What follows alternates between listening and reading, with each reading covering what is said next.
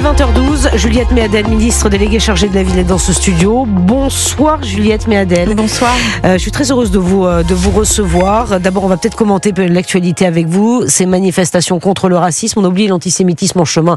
Visiblement, ça ne concerne pas ceux qui l'ont organisé. Contre le racisme, on a entendu effectivement quelques slogans qui nous ont quelque peu dérangés. Pas beaucoup de monde dans les rues. 21 500 personnes à Paris. Quelques milliers dans les grandes villes de France. Et votre tweet m'a interpellée. D'abord, Juliette Méadel, ces manifestations aujourd'hui, on a un peu le sentiment que le racisme est à deux vitesses en France, que l'antisémitisme n'existe pas à l'appel de cette gauche, LFI. C'est pour ça que je trouve que la situation est particulièrement grave et que ce soir, j'appelle la gauche républicaine à clarifier sa position par rapport aux insoumis. Et surtout, j'appelle la gauche républicaine à condamner les discours de haine que j'ai entendus.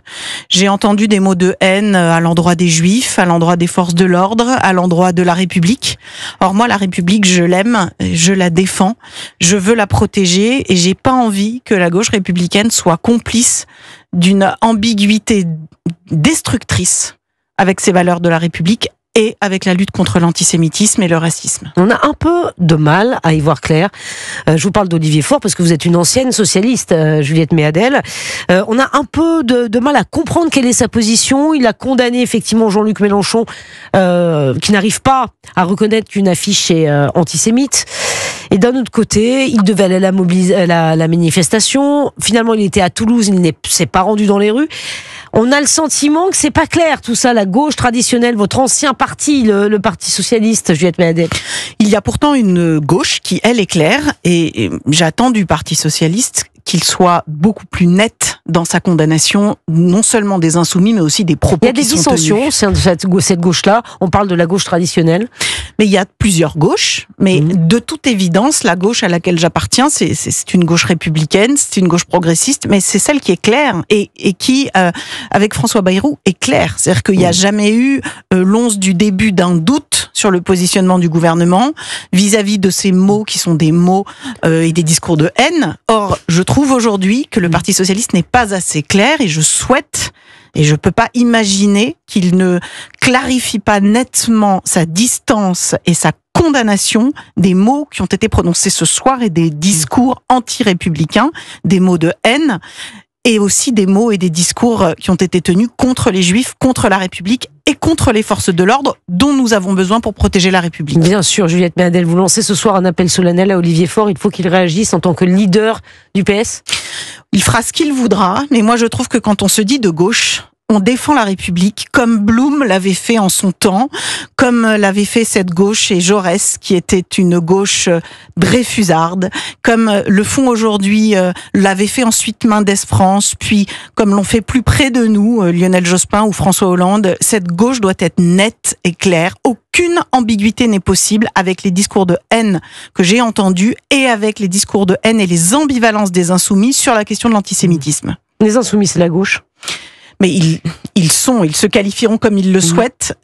Pour moi, la gauche, c'est la République. C'est-à-dire que c'est celle qui dit que l'égalité est en avant de tout. C'est celle qui promeut l'indifférenciation selon les origines. C'est celle qui est laïque.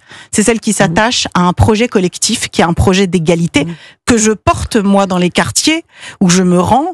Et c'est aussi les discours pour les jeunes des quartiers dont je m'occupe que je promeus. Et cette jeunesse-là, il faut que nous l'éduquions également. Parce que ça s'apprend à l'école. À l'école, on apprend l'histoire. On apprend les symboliques de la Shoah. On apprend ce qu'est l'antisémitisme. On apprend ce qu'est le racisme.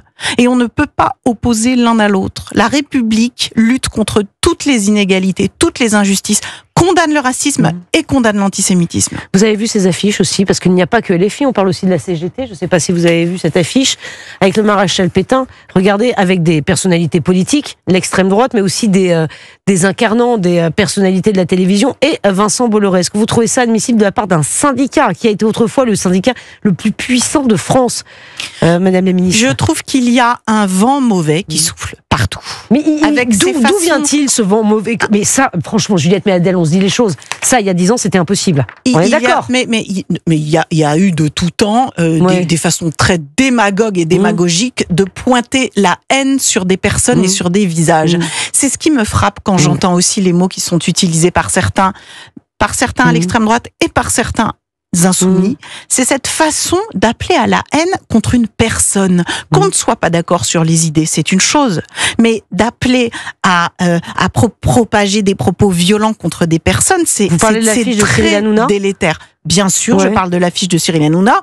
Moi, je suis pas une fan de Cyril Hanouna, mais c'est scandaleux, cette affiche qui est clairement antisémite et dont j'ai trouvé quand même que Jean-Luc Mélenchon avait manqué ou de courage, ou de clarté dans ses idées. Non, mais il était ironique dans sa réponse.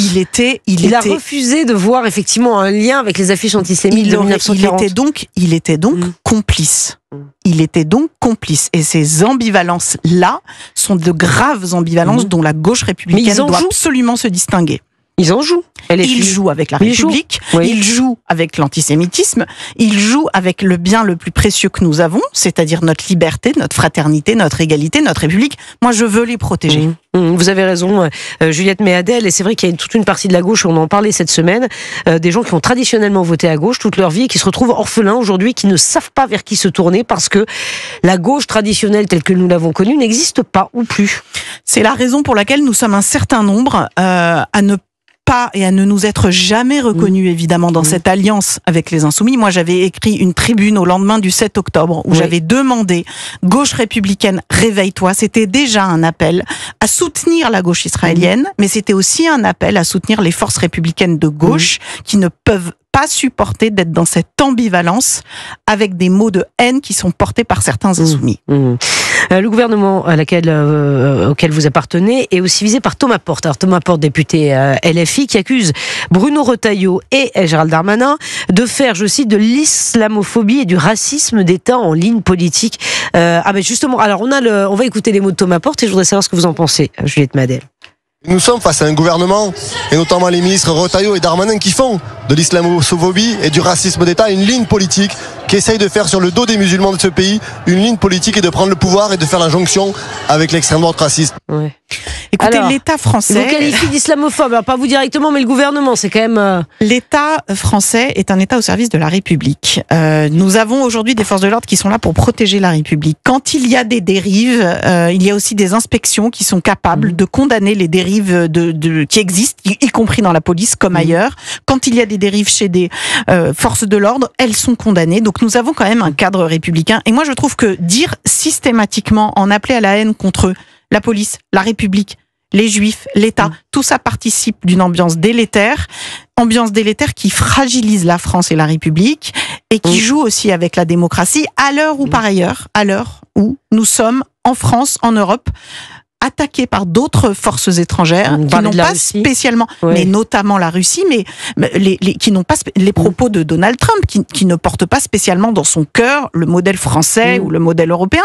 Nous avons notre modèle. C'est le modèle de la République française. C'est un modèle qui repose sur l'intégration, sur la laïcité, sur l'égalité de traitement des femmes et des hommes, l'égalité de traitement des étrangers et des Français. Est-ce que vous ne croyez pas qu'on a besoin d'une piqûre de rappel? Parce qu'on a le sentiment un peu qu'on est divisé, que personne ne respecte personne. Enfin, on est vraiment dans vous trouvez pas que l'ambiance générale est assez délétère? C'est parce que l'ambiance est délétère que je soutiens et je suis fière d'appartenir à cette équipe avec le Premier ministre et le Président de la République qui défend l'essentiel, et l'essentiel c'est la République. Aujourd'hui, la République est menacée de toutes parts. Quand on s'attaque aux Juifs, quand on s'attaque aux musulmans, quand on s'attaque aux étrangers, quand on s'attaque à l'autre, on s'attaque à la République française. Et ce que nous faisons, c'est que nous ne cessons de rappeler le respect de ces principes et de l'enseigner aussi aux jeunes et de l'enseigner aux enfants. C'est ce que vous faites dans les quartiers, C'est ce que je fais dans les quartiers, puisque j'ai annoncé que je finançais 88 cités éducatives cette année. C'est des jeunes à qui l'on va apprendre les valeurs de la République, que l'on va aider à s'épanouir. ça intéresse les auditeurs d'Europe 1. Comment vous accompagnez ces jeunes? C'est bien d'en parler aussi, de ces initiatives dans les quartiers pour aider ces jeunes à s'en sortir. C'est un travail formidable que nous faisons avec les maires et avec les enseignants, où nous aidons les jeunes qui sont dans des situations assez défavorisées à travailler mieux à l'école, à se sentir mieux, avec de l'accompagnement éducatif, sportif, en les encourageant, parce que un enfant qui est bien dans sa peau, c'est un enfant qui apprend mieux, et puis c'est aussi un enfant qui sait résister à toutes les tentations, qui sait résister aux stratégies des trafiquants de drogue, qui sait résister aux stratégies aussi des sectaires, de ceux qui veulent les entraîner vers du séparatisme. Bref, il faut bien s'occuper des enfants dans les milieux défavorisés, dans les quartiers, parce que s'ils sont bien dans leur peau, ils apprendront bien, ils grandiront bien et ils seront bien plus heureux que si ils sont dans des quartiers difficiles où tout le monde les rejette. Donc le but de la République, c'est justement de porter ce message de protection de nos valeurs et de nos principes pour préparer l'émancipation des citoyens que sont aujourd'hui ces jeunes enfants. Oui. Alors, vous avez annoncé hier le renouvellement pour 3 ans, je parle sous votre contrôle, du label Cité éducative pour 83 cités labellisées en France. C'est un programme à destination de plus de 200 communes, avec près de 500 quartiers prioritaires. 500 quartiers prioritaires 500 quartiers prioritaires, ça veut dire que c'est des quartiers dans lesquels il y a un taux de pauvreté qui est important. Et c'est des quartiers qui sont assez urbanisés, dans lesquels il y a de l'insécurité, clairement, et dans lesquels, quand on sort de chez soi, on n'est pas tranquille. Donc nous, avec le ministre de l'Intérieur, nous travaillons sur ça, sur cette protection. Mais moi, mon travail, c'est la prévention. Et la prévention, c'est l'éducation. Vous voyez, on est très efficace quand dès l'enfance, on s'occupe des enfants, des jeunes, et qu'avec les maires, justement, on finance, par exemple, des activités sur l'heure du déjeuner. On finance, par exemple, des vacances. Parce que vous avez des enfants qui ne partent jamais en vacances. Et permettre à un enfant de faire un voyage éducatif, c'est extrêmement utile pour sa conscience civique. Donc c'est ça que nous faisons. Et croyez-moi, s'occuper des enfants qui sont en difficulté, d'abord c'est extrêmement gratifiant. Parce que je les ai vus hier encore, où j'étais à Charleville-Mézières, où j'étais à Sedan, dans des quartiers très difficiles, et vous avez des enfants pleins d'envie d'apprendre, d'énergie positive, qui construisent, qui arrivent aussi à préparer aussi des programmes, par exemple sur l'écologie, qui s'occupent de ceux qui vont moins bien, et qui n'ont qu'une envie, c'est de créer et de développer aussi ce sens de la liberté, de l'esprit critique, et qui ont envie de s'insérer et de construire. Il y a beaucoup d'enfants, effectivement. Est-ce que vous sentez, ce que nous sentons, cette société délétère, vous devez aussi l'apercevoir dans les quartiers. Comment recréer du ciment, vous qui êtes sur le terrain et que vous voyez, vous êtes ministre, mais vous êtes sur le terrain. Comment recréer ce ciment en France? D'abord, il faut que l'État soit présent. Donc, ce que je fais, c'est que moi, j'incarne ça. Je suis présente, je reste, je parle longtemps. J'étais dans les Ardennes, j'étais en Rhône-Alpes, j'étais dans le Nord. Être présent, être là, vérifier que les services publics fonctionnent. C'est pas toujours facile, mais ça veut dire que c'est des maisons France Service où vous avez du service public partout. C'est s'assurer que, au plan de la santé, va falloir lutter encore plus contre les déserts médicaux. Et c'est surtout, et c'est vraiment l'axe important de mon action, c'est s'occuper des enfants et des jeunes, notamment sur le plan de la santé mentale. Vous avez beaucoup d'enfants, de familles monoparentales, avec des mères qui travaillent la nuit, qui ont du mal, et on les comprend, à s'occuper de leurs enfants. Et c'est là que le collectif entre en compte. On doit les aider. Ça veut dire les accueillir plus longtemps à l'école. Ça veut dire leur permettre d'avoir accès à des loisirs, à du sport, et à les aider aussi s'ils ont un problème de santé, pour qu'ils puissent s'épanouir davantage. Un enfant dont on s'occupe pas, c'est un enfant qui a, hélas, beaucoup de risques de mal tourner. Un enfant dont on s'occupe, dont un adulte, un prof, un éducateur s'occupe, c'est un enfant qui grandit bien. Et c'est ça que je voulais vous dire. La prévention, ça fonctionne. C'est bien plus efficace de prévenir le mal que d'avoir à le sanctionner. Ouais, évidemment, vous accompagnez les enfants, c'est une très belle, en tout cas, très belle initiative. Vous avez signé cette tribune dans Le Monde, je ne sais pas si vous l'avez signalé, c'est pour ça aussi qu'on voulait vous entendre aujourd'hui avec d'autres membres du gouvernement, à l'initiative du collectif Nous vivrons pour que l'antisionisme, il y a ça aussi, ne serve pas de prétexte à l'antisémitisme. C'est-à-dire que on ne dit plus juif, on dit sioniste. C'est-à-dire qu'effectivement, en assimilant ces deux termes, on se permet de sortir des horreurs. Ça fait partie des ambiguïtés qui permettent de cacher la réalité de mots qui sont des mots de haine antisémite. Et donc, je rappelle que la République française, a cette force de savoir lutter contre le racisme et contre l'antisémitisme. On ne peut pas manifester contre l'un sans manifester aussi contre l'autre. Il n'y a pas à les opposer. Les deux sont les mêmes, sont les deux jambes de la République et de la démocratie française. Et moi, je m'engage à les préserver toutes les deux.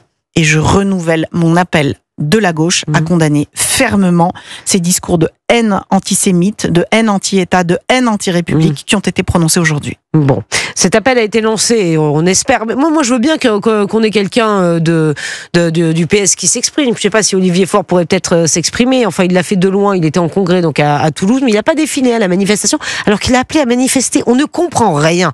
Voilà, on ne comprend rien. Condamner les filles, l'appel à manifester, puis finalement il y va pas. Enfin, je crois que tout ça jette effectivement. Vous avez raison de le dire, Juliette Méadel, une espèce on ne sait pas, on est noyé, le PS est un peu noyé, il faudrait peut-être qu'il se retrouve. Hein. On peut pas être ambigu sur ces valeurs-là. Vous voyez, les attentats du 7 octobre nous ont montré que la société française pouvait se fracturer. La France insoumise a joué de l'ambivalence avec la condamnation des attentats qui ont été commis par le Hamas. On peut, dans une même phrase, condamner les attentats du Hamas et condamner les actes extrêmes de Netanyahou, qui appartient à une extrême droite dangereuse. On peut dire ça dans la même phrase et continuer en France à lutter contre ces dérives antisémites.